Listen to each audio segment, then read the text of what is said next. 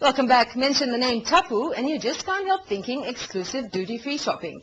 With its iconic mall, Tapu City, opening 2 weeks ago, Talk Business caught up with the chairman of the Tapu Group, Kanti Tapu, to gain some insight into the family behind the name.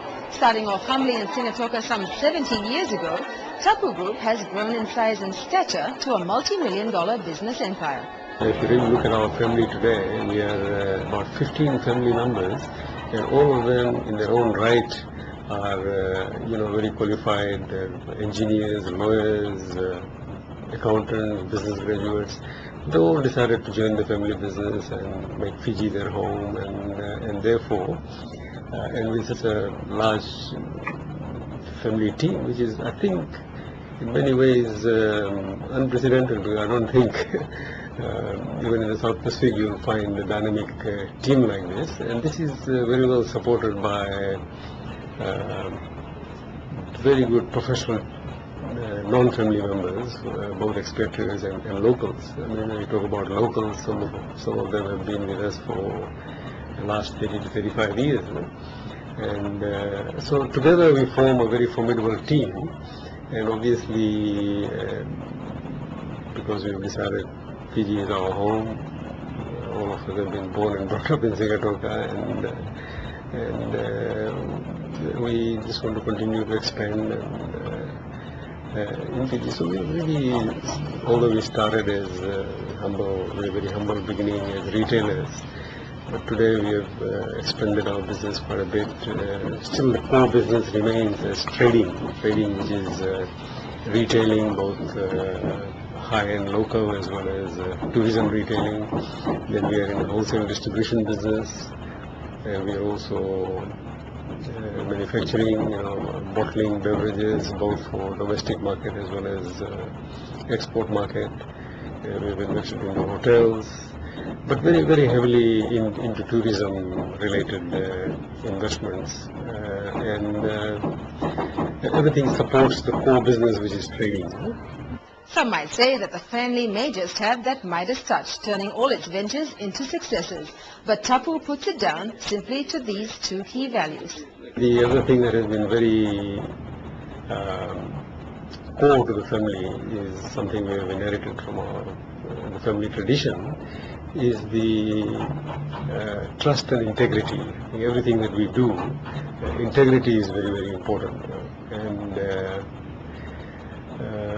that is why, we have not hesitated to give a family name to the door. Like, we have not used any fancy name. If you look at all our stores, it's still called Tapu, and even this building that I'm sure we're going to talk about later, we're calling it Tapu City. So it's a family name that we've given to the trade as well. So we're very conscious of that. As mentioned, Tapu City has become the company's flagship shopping complex, and it all started 5 years ago when there were plans to develop Nambucolo Creek as well as the adjacent lot belonging to the FNPF. Back then, the initial Tapu shop was located at the current site. That's when we went into a joint venture arrangement with National Provident Fund, and their architect, Adish Naidu, who is also from Singatoka, by the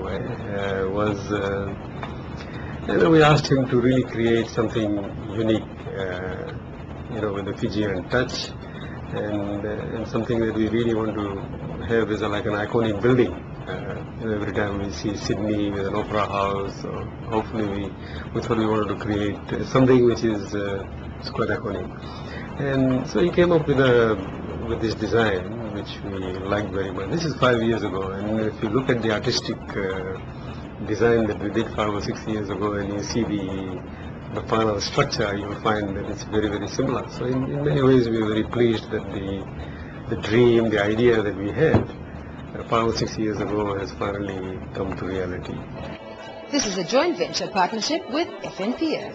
It's a unique arrangement with the FNPF in the sense that we have taken, I'd like to think, most of the risks in terms of there's a guaranteed return to the joint venture on the basis of project cost. So if there's a project blowout or something like that, really it's we who end up paying more. So because FNPA, which is more like a lending institution, is always guaranteed a certain return. So in that way it's unique, but it has been a risk. I mean, it's not going to be easy, I'll admit. For the first few years, like any real estate investment, it's a long haul, and we are there for long haul. I mean, the lending institution can change, but we are there for a very long haul. And initially, it is not going to be easy because it's a lot of commitment. But we are long-term players. We have been in business for the last 70 years. We're looking at the next 100 years. So it's really, you can only do this type of thing when you have a long-term perspective. With many economic challenges in the global downturn, Tapu believes that private sector growth is important for any country.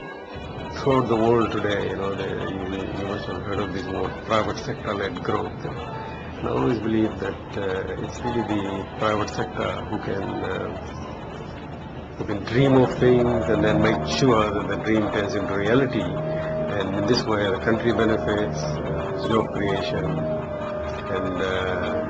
and like I said, we will continue to play our part in the economic development of this country.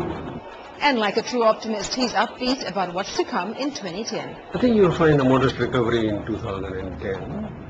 I'm so glad that we have comparatively come out reasonably well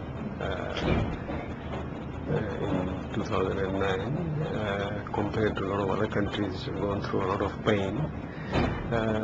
But I think we'll see a modest recovery in 2010.